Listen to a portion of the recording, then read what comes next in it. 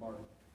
Good evening, thank you for coming, thank you for having me over here. I'm from Suches, Georgia, which is in Union County. When I was a kid playing basketball at Woody Gap, we came to Raven County. And as I am tonight, we were always outnumbered. Appreciate you folks having the care to turn out tonight. I believe in returning our government to the people. I think that we've allowed our government to expect us to serve it instead of the other way around. I would urge each of you to study the candidates. Ask us why we're running. Ask us where we're getting our funding. Ask us what we hope to achieve. Those are the questions that you need to have answers for so that you can make an informed decision. I think we've got a good group of people running. I'm honored to be here. This is something I feel I have been called to do. I will stand up for what I believe is right, according to my guide and my example, which is in a book called the Holy Bible. I'm not afraid to say that, and we will stand up for what we believe in and what you want us to do. Thank you for your time. Thank you, Mr. Barton. Mr. Woerner? I too just want to thank everybody for being here tonight. A lot of y'all know a lot about me already because you're from Raven County and I'm from Raven County, so I want to say some things tonight that perhaps you don't know. I've run 5 schools. In those 5 schools that I've run, I had multiple budgets in those schools, and I want you to know after 20 years of running 5 schools, I always ended with a surplus each and every year in my schools. That's one thing that I wanted you to know. Another thing that I wanted you to know is that I raised 7 children on a teacher's salary. First 6 was on a teacher's salary. Yes, I became a principal later on. My wife and I were able to, we worked hard, and I have to say, I'm going to have to include my wife because she worked harder than I did, staying at home and taking care of 7 children. And we were able to pay our house off by 1996. My brother kind of threw a comment my way one day towards one of my supporters, and he said, you know, Kent's got his first dollar he ever made. And the supporter said to him, well, what better person than Kent Woerner to watch the people's purse? Thank you. Thank you, Mr. Woerner. Mr. Littrell? Hey everybody, I'm Joshua Littrell. I'm Raven County's only son in this race. I'm born and raised here. I graduated from Raven County High School in 1999. I'm the grandson of Ken and Margie Ledford, or Nanny and Papa as I call them, and George and Bertha Littrell, or Granny and Pappy as I call them. So, you know, I am born and raised, I am Raven County. I am you.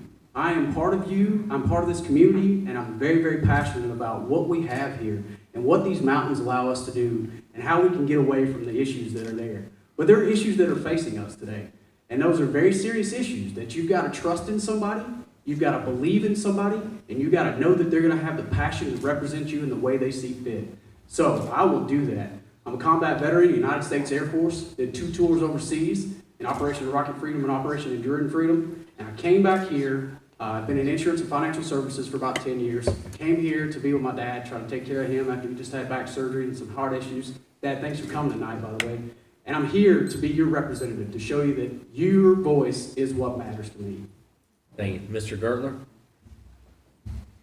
And thank you for having me. I'm Matt Gurtler, and I'm a limited government conservative Republican. I know that's a mouthful, but being a Republican nowadays doesn't merit much. But I'm a home builder by trade, and I build homes here with my father. For the last 4 years, I've also been a legislative aide to our current state representative, Stephen Allison. So I've been down there. I'm the only candidate that's qualified with legislative experience. For 4 years, I've been alongside Stephen. I know the ins and outs, I know the problems that we face. I've read thousands of bills, and those solutions for those problems. And being a home builder and working on a small business, I'm uniquely qualified for that position. And I'll be ready from day one to represent you efficiently and effectively, conservatively, but also more importantly, constitutionally. Now, I want to lower taxes and reduce spending. I want to let the free market create jobs. I'm an advocate for more local control of our education system. I want to stop Common Core. I support religious liberty too. But life, liberty, and property in the Constitution are the big things, and I want to represent you properly in that manner. Thank you very much. Thank you. Okay, it's time for the first question, and I guess they know which order they go in. I'll prompt Okay. that. All right. The question is simple. What do you consider your main qualifications for this office? Mr. Gurtler. Well, thank you for the question. Well, like I said, I've been down at the Capitol for 4 years. I got a job with Stephen Allison 4 years ago after I graduated from college because I became fed up with the federal government. I saw the problems on the federal level, and when I got down to the state house, Stephen said, when you get down there, you're going to see a mirror of what's going on. It's on the state level, it's the same. And he was absolutely right. So having that experience is unique for me in this race because I've actually been there. I know the problems, what we face, and the overreaching power of government. On the state level, it is, to say the least, it's completely corrupt. And you've got to look at the leadership, and we have a controlled majority of Republicans, but they're not practicing what they're preaching. My thing is I want to go back to the Constitution, back to our roots, the backbone of this country. And that's what we need to do, and that's what I think that I'll bring to the table there if I'm elected. And thank you very much. Mr. Barton. I have also had experience at the Capitol. I was in a job where I had to go lobby for my budget 3 years during that time. Sat in the office with 3 different governors, visited with the lieutenant governor, been down there watching the process on more than one occasion. I have been a plant manager. I've managed a multi-million-dollar budget. I've hired, I've fired, I've sold product. I've dealt with customers where pennies on a pound of our product made a difference between landing $1 million contract or losing it. I know how to negotiate and deal with people. I'm as comfortable talking to the drunk in the street as I was the wife of the Vice President of the United States. I escorted the Vice President's wife around on a campaign swing one time, a long time ago. I'm not too impressed by people. I'm impressed by people's actions. I would appreciate your support. I think I've got the qualifications. I own my own business, work hard, but I like to work with people. Thank you. Mr. Woerner. I have I have a bachelor's degree, 2 master's degrees, and a specialist degree. I also was in the United States Army, so I feel like that experience prepared me for this job. As I said earlier, I have run 5 different schools. I also wanted everyone to know that in the process of running those schools, I did a lot of judicial type hearings. We call them, I was actually a hearing officer in 2 different systems. I also have done 4 school system unemployment hearings. So I too know how to negotiate. I've had to negotiate in unemployment hearings. I've had to negotiate in judicial hearings that we had for youth. So I feel like I have the experience, and most importantly, I have the time to give to this job. Thank you. Mr. Littrell. I'm going to give you some answers, but first off, it's real world experience. I mean, just flat out. I've been working since I was 14 years old. Combat experience makes me absolutely qualified to go to battle for you, unequivocally. I protected your freedoms and your rights in war, and I'm prepared to do that at the Capitol, because if you think it's down there, it's nice and easy, it's not. And I've seen it over the last couple of years when I'm advocating for veterans' rights. Firsthand, I've seen it, where the governor puts together a committee and he knows the outcome of it before he even puts it together. Or a legislature holds something in committee and doesn't let it come out to vote because they didn't like the person who filed that bill. That's terrible. So real world experience, and I'm going to give you a word that's not pertinent to our area, but diversity. I've been traveling and training financial advisors across the state for about 10 years and across the country. And I've worked with Filipinos, I've worked with Hispanics, I've worked with all different races and nationalities, and that makes me extremely qualified to work with others and come across the aisle and get things done that matter to this area, our mountains, and you as people. Gentlemen, this question's for all of you. If elected, what would be your top priority as our state representative, and why? Mr. Barton. I think my top priority would be fiscal responsibility. Real pet peeve for me is the waste that we have in our government. We've always run on a tight budget around my house. When I've been in business, I always received very high marks for cost and quality control. Those are things that I have experience with. We're spending millions of dollars on infrastructure for new roads in certain parts of the state. Up here in the mountains, we can't get the ditches cleaned out. You drive from here to Suches, and you have to be careful so that the road doesn't fall out from under you in some of these curves. Also, would like to be very involved in education. Our education budgets continue to be cut by the state. Union County has lost $12.1 million in state funding in the past 10 or 12 years. I'm not sure what the figures are for the rest of the counties. The adversity, I mean, the cuts that were going on this year now we're supposed to be getting a 3% increase. That 3% increase is not an increase, it's a 3% reduction in what we're losing. Union County will lose $200,000 again this year in cuts from the state. Thank you. Mr. Woerner.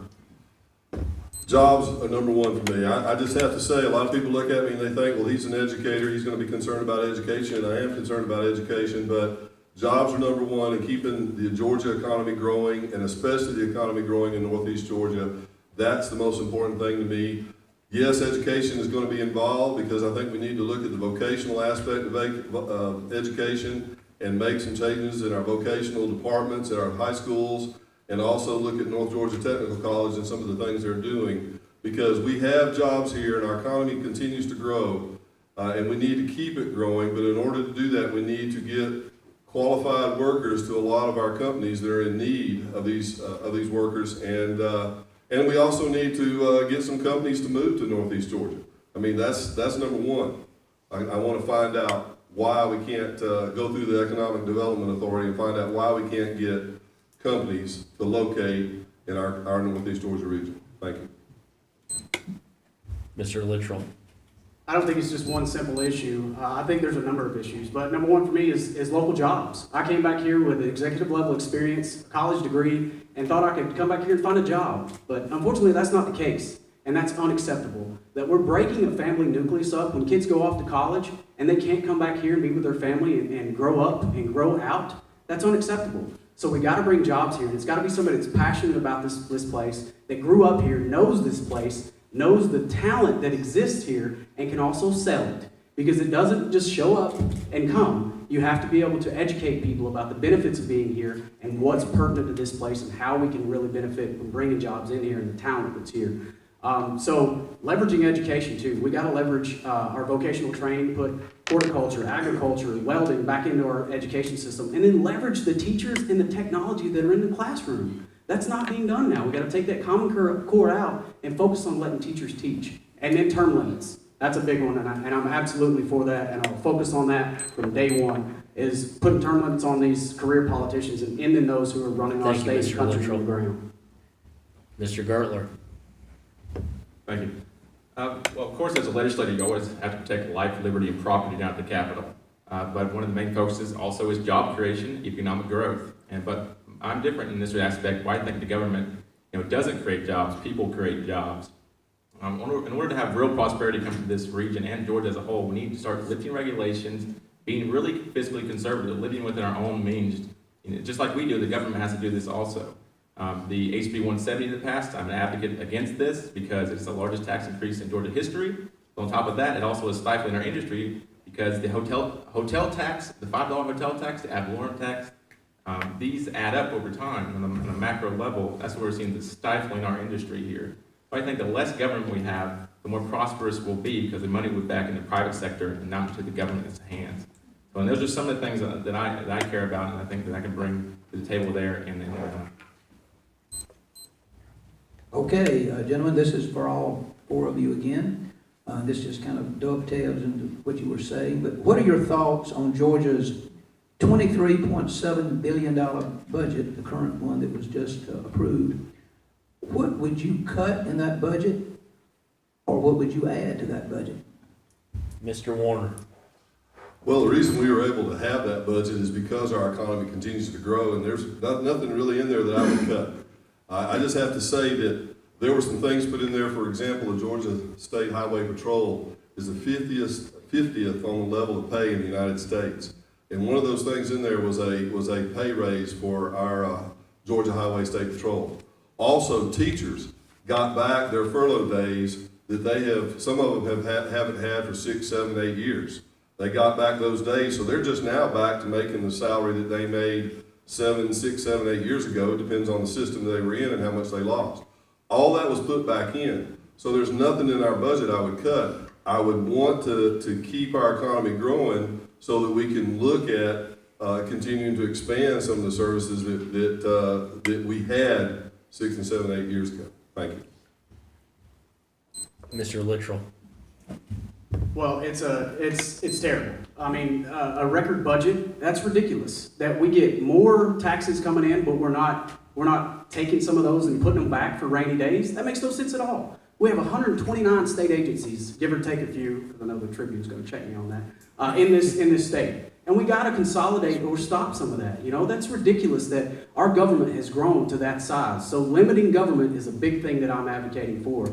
And by doing that, we would look at line item by line item. If it does not need to be there, or if it's redundant, then we cut it. We cut it, we consolidate. That's how we fix this issue. That's how we can put money back into the coffer for a rainy day when we actually need it. Instead of, as we take more tax money in, let's spend it all. That doesn't make any sense at all from a fiscal standpoint. So we gotta focus on saving money and making sure our retirement systems are there and creating job growth here in this community. Mr. Gurtler. Yeah, the budget's a big issue, but if you look over history, the Georgia budget has grown every year. This year, it grew almost $2 billion. And it's a continuation of the same thing. As government grows, the budget grows. And this is not proper representation of government, I believe. Every year, we get on the desk, I'm working with Stephen, and we come on the desk, and we have to look at the budget. We have one day to look at it before we can vote on it. So we open up the book, and 9 times out of 10, you'll see something that is not the proper role of government. Subsidies.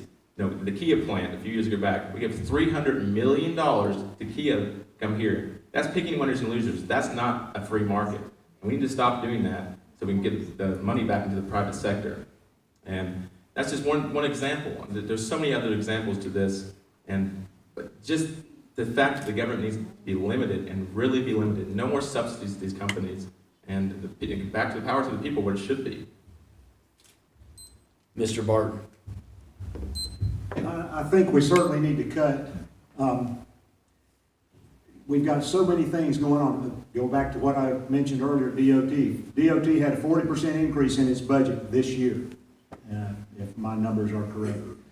We certainly need to be good stewards of what we have.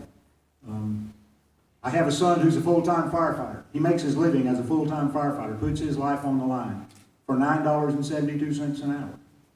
Our public servants need to make a living wage.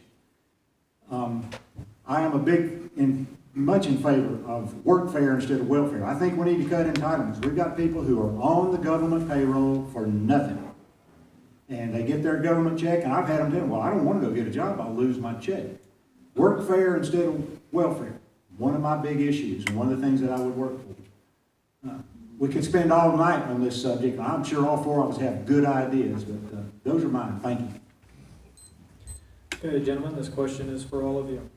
Given the opposition of major corporations and public figures for the, quote, religious freedom bill, how would you as a representative balance the social values of your constituents while being mindful of the economic impact of similar legislation in the future? Mr. Littrell.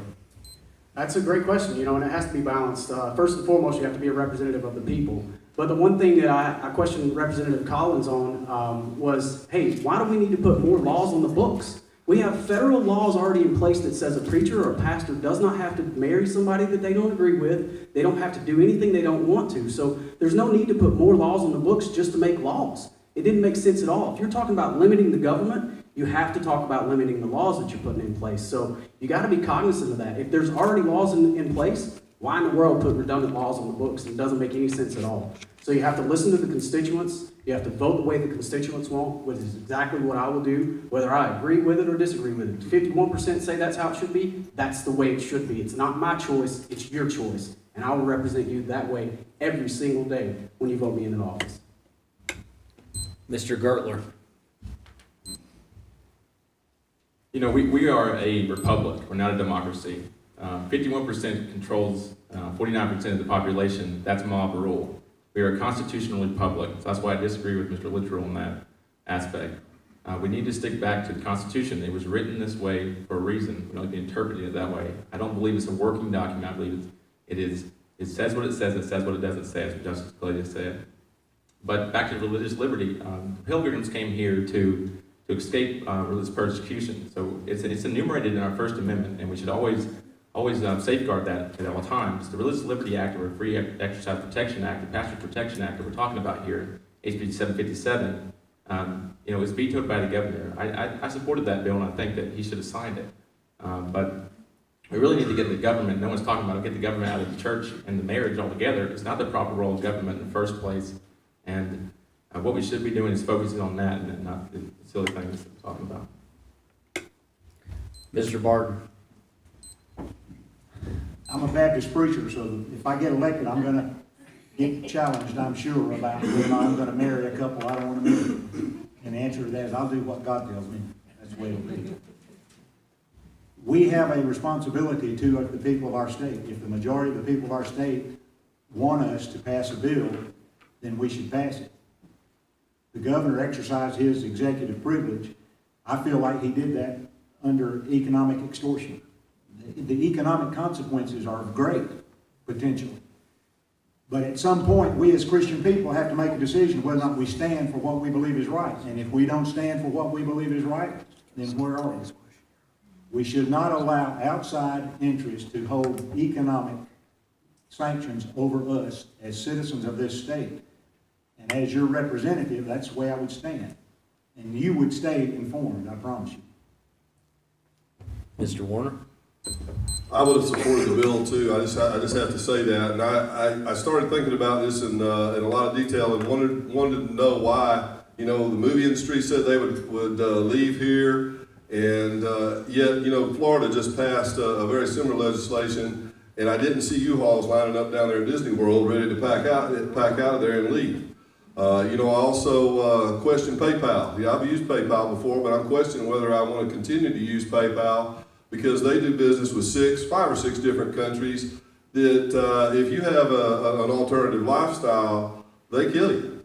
So, you know, I think the question is not so much what, you know, the question is the companies I think we need to look at, and like Mr. Barton says, they're extorting us to not be able to extend our values to our community. So I would definitely support that bill, and I would have to question the companies. Gentleman on the end. Mr. Gurtler, 30 seconds for rebuttal. Or Mr. Littrell. Thank you. So, as the gentleman on the end said, he's going to vote the way he wants to vote all day long. And that was evident in the last debate we had. So, just know that when you vote me, I'm voting the way that you want me to. That's what my job is, to represent you as the people, to listen to what you have to say, to educate you, for me to become educated on the issues that are pertinent to you here in this industry. So that gentleman, he's going to vote the way that he feels, and that's not who I am. I'll vote the way that you tell me how to vote. That's what my job is. Mr. Gurtler, 30 seconds to respond. Being a representative means representing the people by upholding the Constitution. No one's talking about the Constitution. That's what everybody swears an oath to. If everybody wants me to vote against something in the Constitution, I'm sorry, I'm not going to do it. And that's different. I got a question, Mr. Gurtler. We're not accepting any questions from the audience, thank you. Sir? Will you accept questions later on? No, we will not be tonight. I will. I'll talk. 9/11 is an inside job. Have you done anything about it? Jet fuel's kerosene, you have the proof, and your dad's name is on the ballot. Sir, we're gonna have to ask you to leave, if you not, please be quiet. I'm a Vietnam vet, Navy jet mechanic. Littrell should know it too. Jet fuel's kerosene can't kill people. Go to 911truth.org. This is not democracy when we can't speak. Oh, is Trump in the room?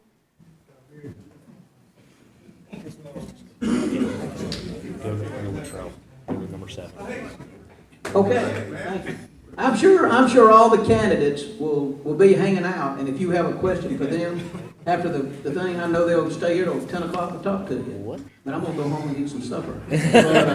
But anyway, that's true. I mean, won't y'all all be here afterwards? Yes, sir. Okay. Okay. So, this is a question for Mr. Littrell. You have stated that if elected, you will work to cut the federal $1 trillion war on drugs by half.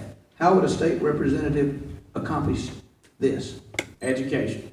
Education is the key. You just inform and educate your state representatives, your federal representatives. So your senators and your representatives, you just educate them and inform them. So we're failing with the drug war. There's no question about that. We're spending trillions of dollars. We can cut that in half, take that other half and reallocate it to drug abuse prevention, education, and treatment programs. Instead of locking people up for life and ruining their life, ruining their child's life, ruining their grandparents' life, their parents' life, That is ridiculous and unacceptable when we can take those funds, put them into training programs, education programs, and make them viable members of society again, where we can really focus on making people productive members that are in the community and are producing good benefits in the community, not bad benefits in drug abuse. So we need to work with local law enforcement, state law enforcement, and we need to inform our state representatives and state senators to make sure that they understand the failed drug war is not working. And we've got to fix it here at home. We can do that. We can create a model in Georgia that the federal government can change and model after us.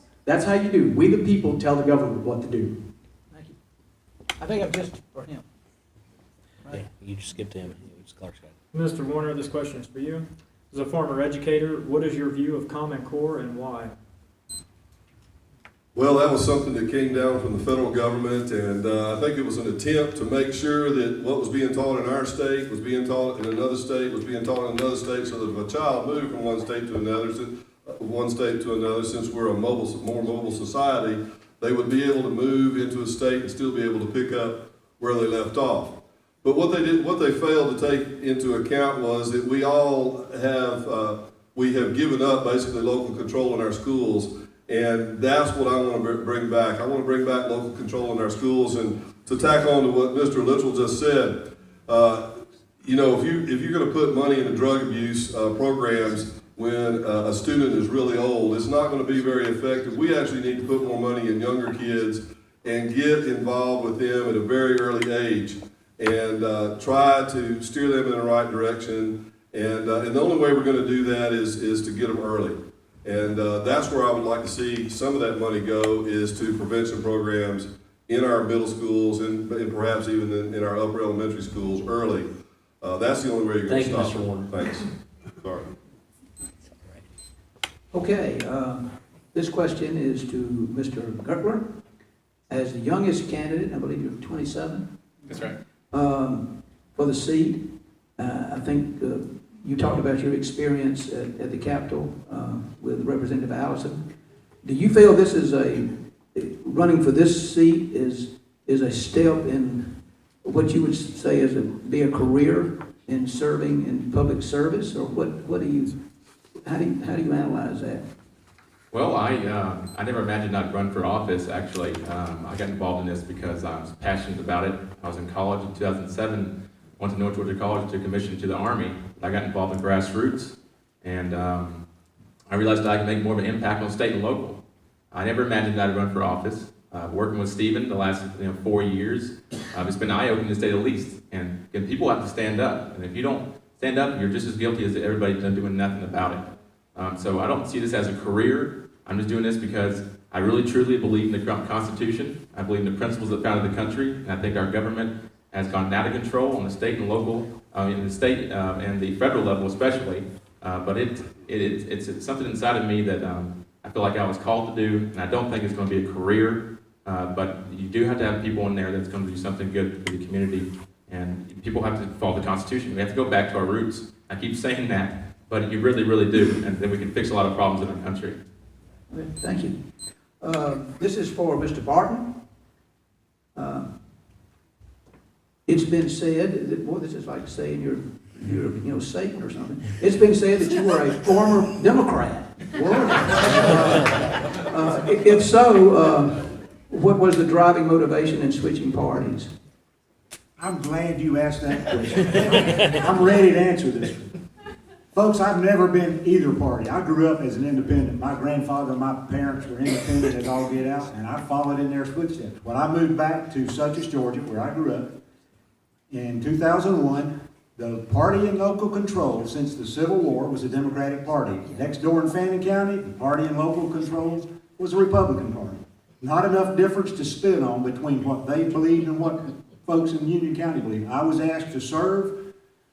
I wanted to make a difference. I wanted to be somebody who helped do things. After much consideration and talking to a lot of people, older folks that I grew up with that influenced my life, I made the decision to join that group at the local level. I voted for Jimmy Carter when he ran the first time, not the second. I've never been a Democrat. I've never supported the Democratic cause, and I'm running as a Republican because the Republican Party most closely represents my core values and beliefs. Thank you for asking me that question. You're mighty welcome. Gentlemen, this question is for all of you. What is your specific plan to bring jobs to District 8? Mr. Gurtler. Well, I kind of touched on it before, we've got to get the government out of the private sector. So what we can do is, one of the things I'm advocating for is repealing some of these laws. Most of the laws are necessary and arbitrary, but one of the biggest things is the $5 hotel tax. I was talking to David Drew at the Beechwood Inn, and I was canvassing the businesses, and he tells me how it's such a logistical nightmare to deal with these taxes. He pays some $40,000 in this because for some reason cabins are exempted, but he has motel and hotels. And this was snuck in at midnight on Sign Die, the last day of session last year, and it's just a continuation of the same things. But the biggest thing we got to do to get jobs and economic growth here is, like I said, following the principles of what has made this country great, being fiscally conservative, having a limited government, having more personal responsibility. We shouldn't be picking winners and losers and being substitutes to businesses, like I said before. But those are some of the things, and I'd love to talk to more people about it later on afterwards, because 1 minute's really not enough time to discuss these things. Mr. Barton. We certainly need to cut the corporate tax rate. We need to create jobs, not stifle them. As a person who's in the construction business now, and have been for many years, and even in the corporate world, we always had trouble hiring qualified candidates. We already heard tonight about the need for vocational training. We can't hire enough welders, pipe fitters, carpenters, and plumbers in this nation. There are jobs going lacking. In Suchess, it's a little bitty place, folks. I can't hire good carpenters for $20, $25 an hour because they don't want to work. One of the things that's happened in this country is the breakdown of the family and the need to teach our children that they have to work. They expect, we've heard this about college education for nothing. We have a right to expect that. I'm sorry, I earned mine. I worked $100 a month. That's what it took to pay the expenses. Bringing jobs, we've got to cut government. We've got to entice people with a prepared and trained workforce. And our attitude. Mr. Woerner. Since I only have a minute, I'm gonna go to something that I've talked with some people in Raven County about, and that's 3 of our distilleries. We have 3 distilleries in Raven County, and they actually they can make their raw product, and they have to send it out of state in order for it to be bottled and sold. And they can't bottle it and sell it right here in Raven County. And the reason in Raven County and in the state of Georgia, and the reason they can't do something like that is simply because of legislation that's in place. Some of it is antiquated legislation that goes all the way back to Prohibition. Some of it's legislation that's been put in there for distributors. But that's just one example of some legislation that can be removed from an industry in which some of our people are very involved in. And like I said, we have 3 of them here. And, that's one example I wanted to give you. That's all I have. Mr. Littrell. Through work. That's how I'm going to get jobs here. I'm going to use my very vast network to network with industry professionals and get jobs here by making phone calls, setting up meetings, getting tax incentives put together either at the city level, county level, and at the state level so that we can incentivize businesses to come here. Bring them here. They have to be brought here because they want to come here, 1, but 2, they have to be incentivized to come here. People aren't just going to come up here with no access to I-85 and way out up in the mountains just to do business. They have to be sold on this place, the ambiance of this setting, the people that are here, this community, how quickly we can access Atlanta, how quickly we can get quality workers here so we can bring manufacturing jobs in and then bring professional jobs right after that. So I'm going to do it through work. Day 1. All right, this is fun. Okay. Most people in the room probably don't realize it, but you may not realize it, but District 8 is not only all of Raven County, all of Towns County, and all of Union County, but it's the northern part of White County. That's why I had the nice job to drive up here today, because White County is part of District 8 and has been for since good old reapportionment that divided White County into 3 different parts. We're such a giant county, we had to have 3 representatives. But you will be one of you will be representing part of White County. Which kind of leads me to the question, and the question is not what you may think is, will you ever come to White County? Because I'm hoping you do. We do have nice roads that go down there. But the question is this, and I want to ask this for each of you. Do you think that the individual counties in your district, Union, Towns, Raven, and White, have different interests, or do you think they all have the exact same interest, or what's your take on the different counties and how you would represent them? Mr. Barton. I have a son and grandson and daughter-in-law who live in my district in White County, so I was there last night, not at their house, in White County campaigning. All of the counties, I think, have common interest, and certainly one of my goals is to have groups of people in each county who are willing to volunteer to help me to spread information, disseminate information, and get information to me. I want those people also to be willing to work together for the best interest of the entire district. Each county would have equal representation with me, no favorites. Each county would have individual needs that we would have to address. Things are certainly different here in Raven County than they are over in Towns County, Union County. But each county would have to work together. We have common goals. One of my issues is HR 106, a resolution that would have the federal government sell off all federal land, affect our Forest Service lands. I'm totally against that. You need to look that up, folks, HR 106. We will protect what is common to all the counties and represent each one individually. Mr. Woerner. Well, I think White County primarily is an agricultural county. They do a lot with agriculture, but the northern section is probably more interested in tourism, as is all the rest of our counties like Union, Towns, and Raven. Tourism, agritourism, those are things that I think we need to continue to promote in our counties. Union County's done a pretty good job of getting small industries to move into their county. Industries as small as 26 employees up to 136 employees. We need to do a good job of trying to get some of those jobs, some of those companies that will bring small industries back into Towns County, into Raven County, and into White County as well. We need to do a really good job of that. And that's something that I want to talk with the Economic Development Authority about, is to find out, companies are wanting to locate to Georgia. Now, how can we get them to locate from Georgia to Northeast Georgia? That's what I'm going to learn through the Economic Development Authority of Georgia. Thank you. Mr. Littrell. Well, I coach Little League football and baseball, or basketball, so I've been down to White County Fairmount, and I went to a commissioner meeting a few weeks ago and had an absolute wonderful time because I was completely embraced there. When I told them I was running for state representative in District 8, they were like, holy cow, we haven't heard of anybody from there in about 8 years.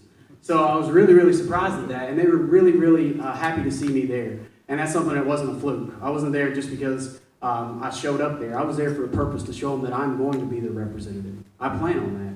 So it's very similar. Talking to all the people in each one of the counties, everybody's just about the same. Although we do have the farm-to-table capital here, and they've got great industry in Union County. But when you really get down to it and you talk to the people individually, the issues are the same, the wants are the same, the needs are the same. So we're all just about the same. We are a collective bunch of people who grew up here just like me, that are born and raised, and then a bunch of people who moved in here as well. That's made up of Towns, Union, Raven, and a third of White County. And that's one of the things that needs to be fixed too. That 3 places in White County, that's ridiculous. So yeah, so they're all very similar and just a little bit different. Mr. Gurtler. Being a representative means to be in touch with your constituents, and we're all going to be the 8th district here. There's a running joke about White County. White County is, if you go by, at least wave. So I get that, but one of the things I want to strive for is getting, it's 3 representatives that represent White County. It would be good to have 2, and you have more concise, because people are complaining about it. If I was in Raven County, there's 3 representatives representing Raven County here, it would be hard to get in touch with it. But you have to go back to being a part of the community. Being a representative means listening to the people. I've been out on the campaign trail for 8 weeks, and maybe 9 weeks now, and I've gone about 8,000 miles in my car, because I'm trying to get in touch with the people to see your concerns. We're all in this together. We're all Georgians, and we're all Americans. So we just got to work together and communicate with each other, and I will do that up to my best ability if I'm elected. Thank you. This is an easy, short one. What other boards or authorities or organizations do you currently serve? Mr. Woerner. I don't serve on any other boards or authorities. I currently work at the Mountain Ed Center, and I also work at the Little Falls School. Mr. Littrell. I'm a member of a number of different veteran organizations, so the VFW. I have a foundation, Veterans for Cannabis. I think you all are very familiar with it. I want to advocate for veterans' rights, to make sure that we don't lose 22 veterans a day due to suicide every single day from PTSD. And veterans are dying at a 50% greater rate from accidental overdose from prescription medications. That's unacceptable.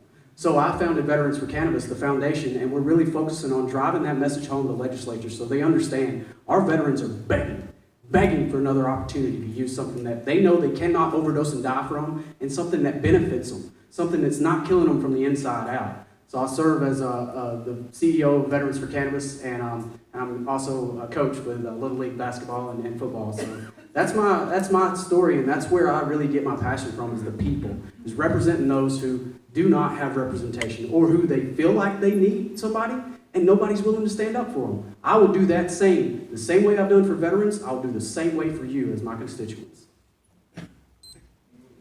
Mr. Gurtler. I'm not on any boards or authorities, but I was in White County the other day, and I did an interview with the Georgia Right to Life, so I'm hoping they'll endorse me there. But I'm also an NRA instructor, so I'm a big Second Amendment guy. Besides that, I build homes, and I'm just trying to run for this and for the state representative seat and being at the Capitol and helping through that way, and been on committees down there and with Stephen's committees and helping them that way. So that's about the experience I have with that. And thank you. Mr. Barton. I have a laundry list of things I have done. I'm currently head of the Barton Family Foundation, taking care of my kids and grandkids. That's turning out to be a really full-time job. I would hope that you wouldn't judge any of us for what we're not doing right now. Let me tell you, folks, I have to work every day. Matt just told you about how much he's traveled. This is a full-time job if we didn't have to work. So don't judge us too harshly because of what we're not doing right now. I'm sure all of us have done a lot in the past, and when this is over, we'll get back in the saddle and ride again into some of these other issues. Okay, Mr. Gurtler, this question's for you. Having worked for outgoing District 8 Representative Stephen Allison, what are the differences between him and you?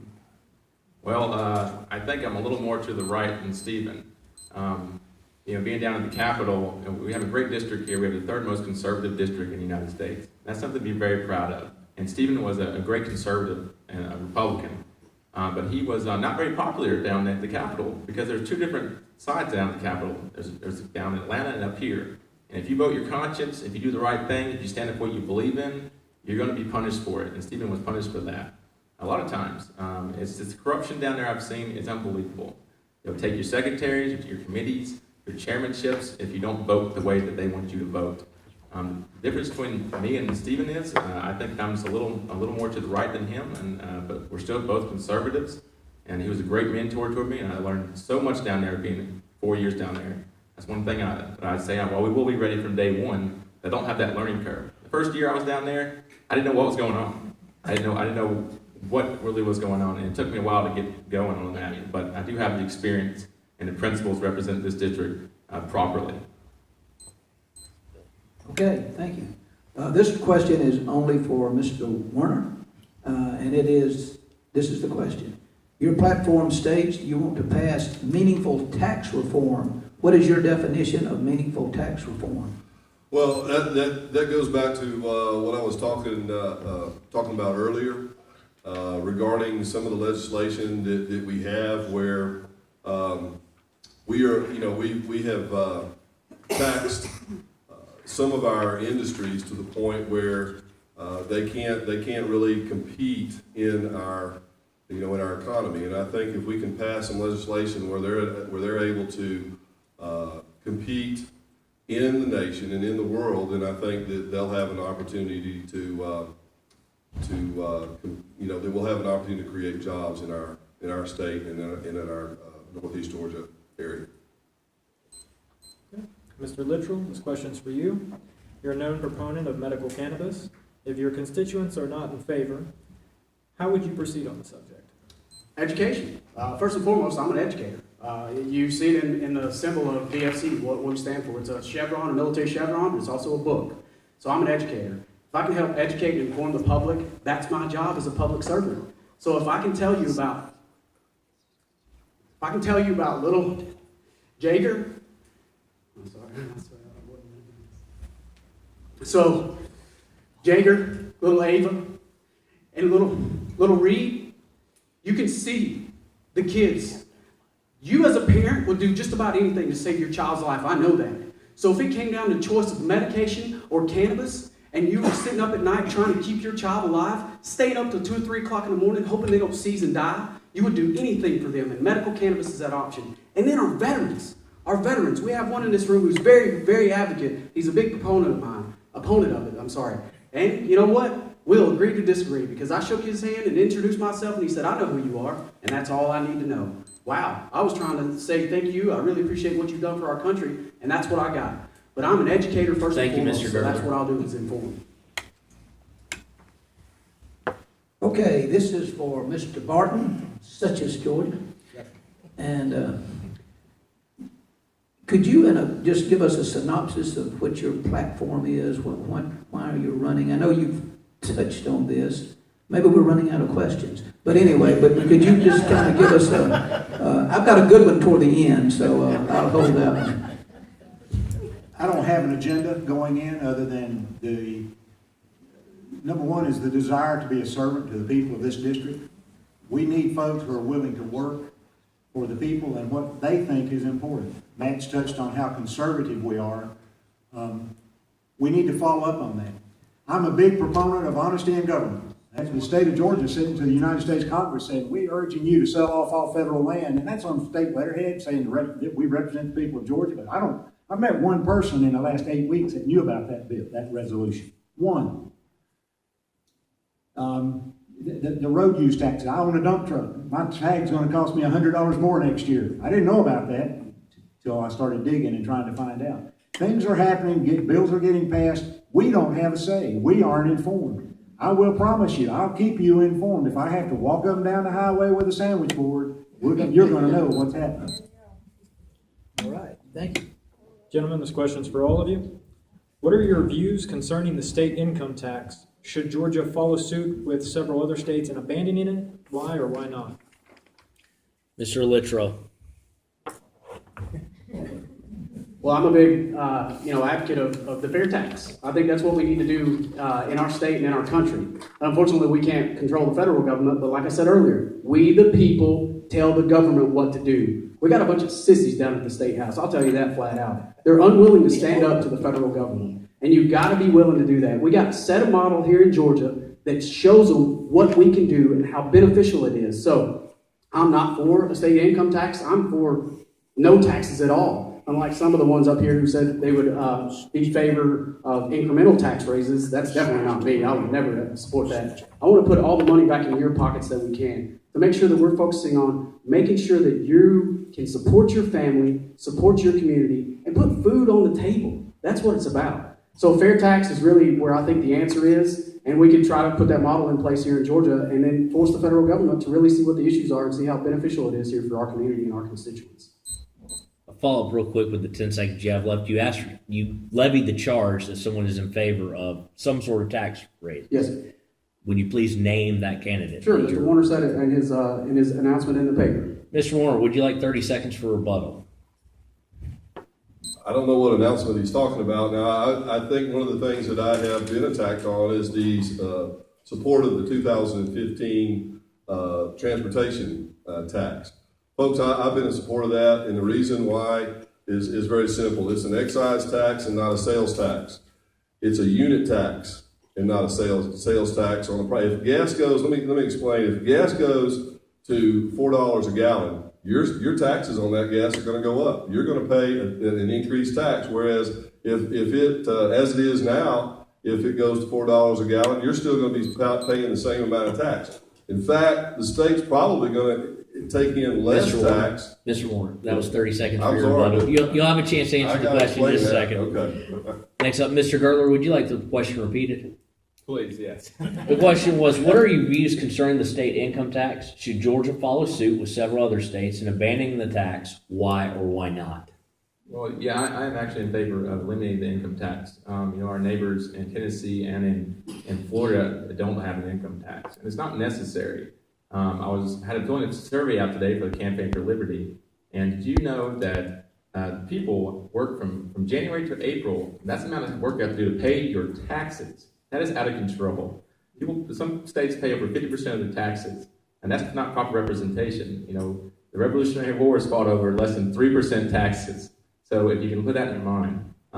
But I'm in favor of a single consumption-based tax. We could do a percentage on that, and it's the most fair and moral form of taxation, and everybody pays it, you know, and it's better for everybody, I believe, because it's based on consumption. So if you want to buy more, and then you'll pay more taxes, and it's better than our progressive tax system for sure, and by a long shot. And so I'm an advocate of that as well. Thank you. Mr. Barton? Well, we certainly have to have money to operate government, but I think we can do a much better job of how we collect that money with a consumption-based tax. Going back to this honesty in government deal, you know, we hear the brag every year. We once again balanced the state budget without a tax increase. But we get that $100 use tax tacked onto our dump truck tag or our motorhome tag. Going back to what I said about school budgets, the austerity cuts. I actually heard a speech when the statement was made. Once again, we've cut taxes. We've balanced the budget in this state without raising taxes. And the different counties in North Georgia and our district were giving up thousands, millions of dollars in their state school funding. Where was the money coming to balance the budget? Honesty in government. If you're going to pass a tax, call it a tax. If you're not going to pass it, let's do what we're supposed to do and say that. Mr. Woerner? I've always been in favor of doing away with the income tax. I'll just have to agree with all three of them. I would love to see us do away with the income tax and do a consumption tax. I think when I've traveled around Northeast Georgia, that's what I find most of our constituents want. It is fair. As Mr. Gurtler said, the more you use, the more taxes you're going to pay. And I think it's the only way to go. And it's what a lot of states around us have done. And I don't know, do I have time to talk about my other? Okay, good. Because the Transportation Act, I mean, I don't know if people realize, I see it every day. The money now has come back to us in Northeast Georgia. I see it when I go over that bridge here between us and Towns County. When I go to the bottom of the bridge, I wonder, you know, how anything can move over that bridge, especially large trucks. But they're building a new bridge there, and I don't think that would ever have happened had it not been for the change. The Transportation Act had to be enacted because times had changed. Cars are getting 50 miles to a gallon now. When that tax was put in, cars were getting 8 miles to a gallon. And we all know that. The same thing is true with QBE. QBE was put in when I started my career, and now QBE is still there, and I'm retired. Follow-up question for all four candidates, as you've all stated in favor of eliminating the income tax and all mentioned a consumption or similar to the fair tax. In just a few short words, what would be a fair percentage of the taxation rate, consumption tax rate, to pay for government services? We'll start with Mr. Gurtler. Well, I don't know the percentage would be, but it would have to be revenue neutral. So we just have to look at it in a better way. I mean, I don't know that right now, but it has to be revenue neutral. Mr. Barton. I've heard a percentage to replace our state budget of somewhere in the neighborhood of 5.5%. Again, as Matt said, that's an issue to be studied, but we've got people studying. We know it can be done. Mr. Woerner. I don't know what the percentage is. It would have to be revenue neutral. What scares the state about it is they don't know how much they would take in, and they would actually have to prepare 2 years in advance if they were going to do something like that. They might have to have a surplus 1 year in order to do something like that. Mr. Littrell. I got two answers. First one is the government we got in place right now. It's probably going to be in the 20 to 24% range. But a new government where you actually cut programs, cut those 129 state agencies, consolidate issues, and stop spending, then you probably could get it in the 10 to 14% range. That's more along the lines of what we're looking at, probably. So, but it deserves much more research and a lot of information put into it. I'd like to ask a follow-up question to that one. It's a known fact that sales tax is regressive, and it hurts poor people more than it does wealthy people. So why are y'all so eager to raise a sales tax? It could be from 18 to 25% is what I've read. Can you imagine, right now we're paying 7% in Georgia. Are you prepared for a 18 to 24% sales tax? Mr. Barton. Everything I've read says, you know, people are studying this, they're making proposals, and they're talking about having cutoffs and guidelines for people who are way down in the poverty level, like me. Yeah, I'm crying. You should be. Again, this goes back to this research and the study that's involved. This is not something that's going to happen overnight.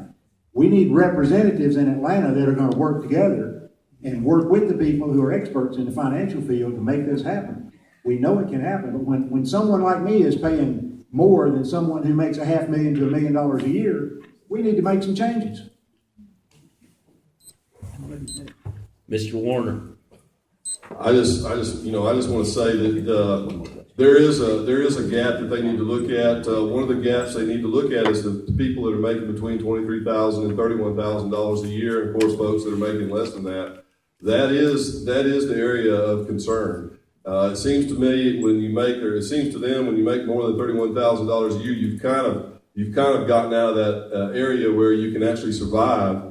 And so it's going to take some study. I mean, it's going to take some study to look at those folks that are making really less than $31,000 a year. Mr. Littrell.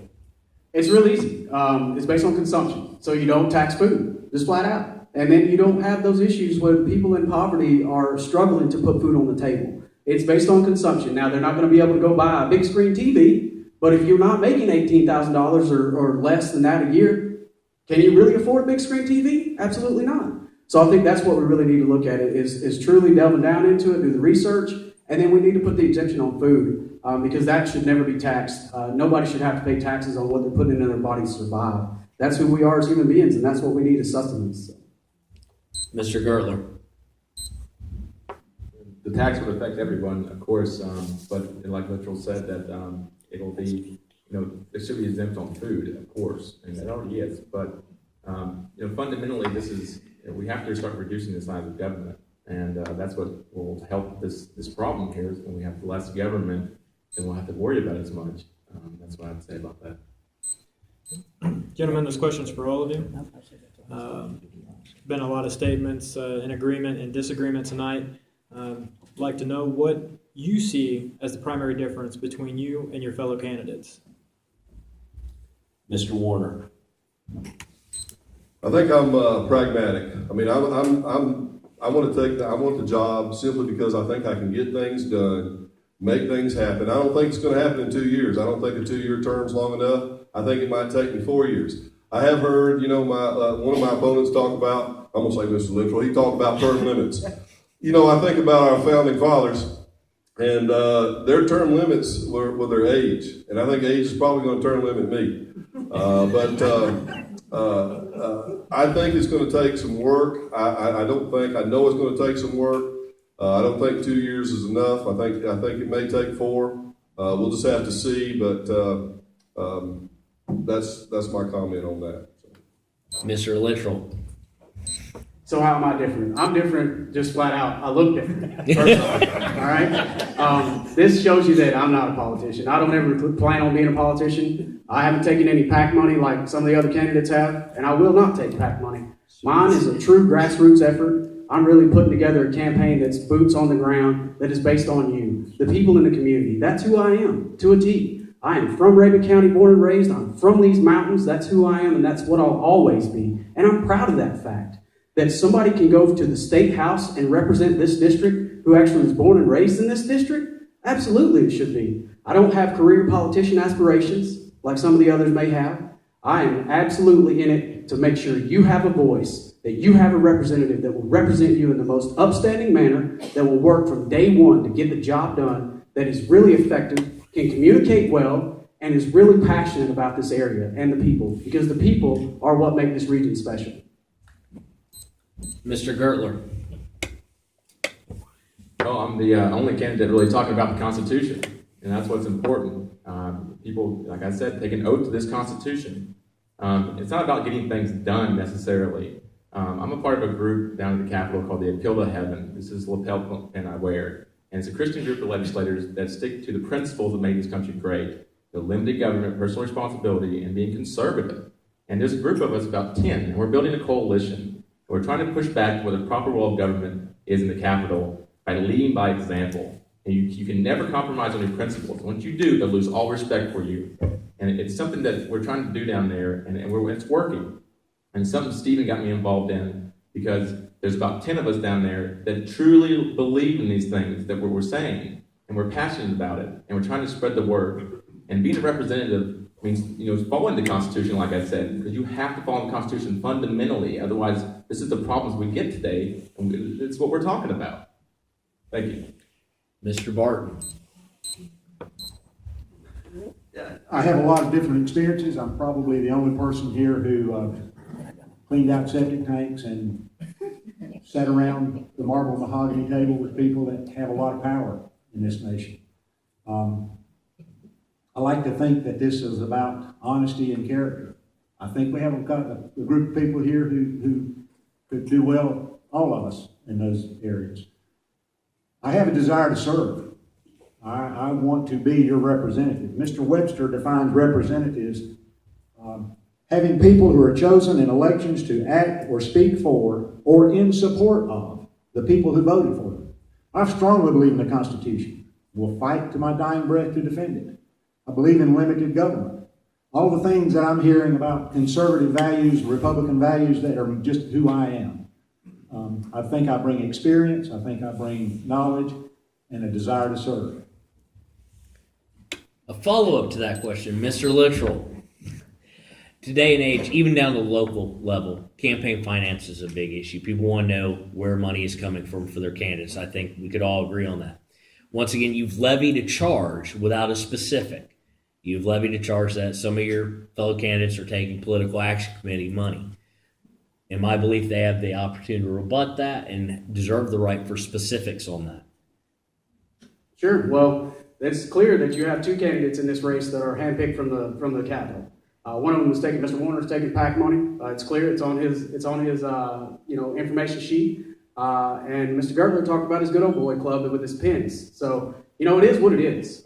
If you want somebody to go to the Capitol to do the job that's been done already, which is status quo, then pick that. But if you want somebody to go up there and represent you, stand up for you, somebody who's already fought in combat and defended your freedom, your liberties, and your family and your country, your friends, and this community, then that's me. Somebody that's going to represent you in the best way possible. I'm going to offer Mr. Woerner the first opportunity to rebut that. 30 seconds. Yes, I have. Boy, 30 seconds, not enough time. I'll be the first one. You can talk about transportation if you want to. So, no, I'm not going to talk about transportation. Don't start my time yet. All right. Yes, I've taken some PAC money, but I just want to tell you that I have talked with these individuals because these are people who have industries that I'd like to see move into our area, and I've had great conversations with a lot of them about some of the industries that we can bring here and some of the things that we can do in order to get industries brought here. That's why I'm having conversations with people. They want to see Northeast Georgia grow because they have everything to gain by that growth. Mr. Gurtler, would you like 30 seconds? Please. So I am definitely not, without a doubt, the establishment candidate. We are not popular down there at the Capitol whatsoever. I have 180 reps. There's 10 people that actually care about this country and care about Georgia. And I'm definitely not an establishment candidate and never have been. So I do want to let you guys know that. I got in this because I truly believe what I'm doing. I truly believe in the Constitution, and it's important. And I might be the youngest one, but I think that the character determines a man and not his age. Thanks very much. I do appreciate everybody being here. We'll move to the final question from Mr. Chisholm. This has been fun. A lot more fun than I thought. More fun than eating something? Yeah, well, almost. But my last question, I want y'all to listen carefully to it because I'm not asking about, what you believe, Well, just listen to the question. What do you consider, if you could just say your one personal quality that you bring to the table that will help you succeed in this job? And the key is personal quality. What personal quality do you have that would help you succeed in this job? Mr. Littrell. One word, or we explain? Yeah, just whatever. Quick. Honor. Honor. That's simple for me. I've already, had the opportunity to serve you, and I enlisted in the military, and did it because of honor, because of you, because of the people that I care about, because of my community. So honor. That's really me. Thank you. Mr. Gurtler. My work ethic. I've been working since I was a small kid, and my dad has a great work ethic, and I always do the best I can of anything. The most compliments I've gotten this whole race has been you're working hard, you're out there, and that's just what I'm gonna do for you when I get down at the Capitol. It's just a small showing of what I'm gonna do for you. Now, I really do care about this. I do want to get to know every single person, and I don't have time to do it, but if I could, I would. I'm going to go, if you don't hear from me on the phone or at your door, you will pretty soon. Mr. Barton. Honesty. I'm not going to lie to you. I'm not going to lie for you. Openness. I want to make sure that you know what's happening. All the things we're hearing each of these men say are important. It's important for you to decide who represents you the best, what you want. We've got a wealth of experience and diverse life. I started working when I was 9 years old, Matt, for 75 cents an hour. Haven't improved a whole lot either. I hope you do better. We just need you folks to, whoever you elect, get behind them, support them, educate yourselves, be there for them when they need you. If they don't listen to you, kick them in the seat. It's your district. Mr. Woerner. I think honor and honesty, those are all great things, and I'd like to think that everybody thinks that of me, but I think the most important thing about me is my ability to work with people, the ability that I've used over the 32 years in education, my time in the military. I think back to about a parent. I had a parent one time that kind of questioned whether I was conceived out of wedlock or not. And that parent will vote for me May 24th, I can guarantee it, because I continue to work with that parent. She continued to bring her kids to school, and her kids are doing extremely well. And we didn't start off well, but we ended well. And I can repeat that time and time again, and that's the ability to work with people. Thank you. Thank you. We'll now move on to our closing statements. Mr. Kent Woerner. Ladies and gentlemen, I just want to thank you for coming out here. We had an opportunity last week, about a week ago, when we had one of these forums to say what we thought was great about the Northeast Georgia region, and I said environment. But you got to understand where I come from, and that comes from an educational field, because we're always talking about classroom environment, the climate in the school. But when I'm talking about those things, I'm talking about the people. And the people of Northeast Georgia are great. I've enjoyed touring all over all the entire Northeast area and meeting the people. And that's been the greatest part about this job. And I want you to know that I'm going to make sure that I'm available to you. I am retired. And I said at one time, if you contact me, I may not call you back in the next 5 minutes, but I'm going to make sure that I contact you before the day is out. You will always be able to get in touch with me, and I will always get back in touch with you. Thank you. Mr. Littrell. I'm going to leave with my core values. My Air Force core values are still what I live with every single day. Integrity first, service before self, and excellence in all that I do. That is who I am to a T. I stand before you all today, first to say, are there any veterans in the room? You mind showing your hands? Thank you all. Thank you all so much. I appreciate that. I appreciate the service to you, the service that you put forth to your country and your community, because that's what built this country. That's what built this community. And that's what will continue putting her in the right direction. There's nothing more appropriate than a Rabun County person, a Rabun County born and raised in the state capitol representing this District 8. And that's who I am. You, that flag, those are the things that matter to me. This community matters to me. And I hope that on May 24th, I'm your choice. That you can see through the PAC money that's been there, through the good old boy system that's there, and the career politician aspirations that are there, that you choose somebody that is down home, roots, here in this ground. Granny still lives on Tate City. Thank you for coming out tonight, granted, too. I appreciate it. And that's who I am. Thank you, to a Mr. T. Littrell. Thank you all. Mr. Barton. It's been repeated to me many, many times, does it really matter who we elect? You know, we're not gonna accomplish anything. You as one individual can't do anything. In the 1970s, my mother got interested in going to Atlanta and became a member of a group that went down and got the Isolated Schools Act passed. That led her to sit on the board of our local community clinic when we got some federal grant money, and she was very involved in that. That led to formation of a fire department in our little community, which my father was a charter member of, which I joined when I moved back home in 01. All three of my sons have since joined that. In 2005, when my youngest son wrecked the four-wheeler and we were told he was going to die, it was that fire department that saved him. Now, I don't know that my mother getting involved had a whole lot to do with that, but I sure don't know that it did. We can make a difference, and we will make a difference, but we have to start and we have to stand up. Mr. Gurtler. Well, thank you. Enjoyed it tonight, and I just want to say that I always want to be in touch with everybody. And please visit my website. It's mattgurtler.com, or you can give me a call anytime at 706-490-2285. You know, it is about representing the people, and that's what I'm trying to do. I'm trying to go out and I'm trying to get in touch with everybody on the issues, so I know exactly what the issues are for everybody. But I do appreciate tonight having the opportunity to talk to you, and I'll be around, and because it's not enough time to discuss everything. We only got an hour, but I will be willing to open and talk to you after we're done. And thanks so much. I do appreciate it.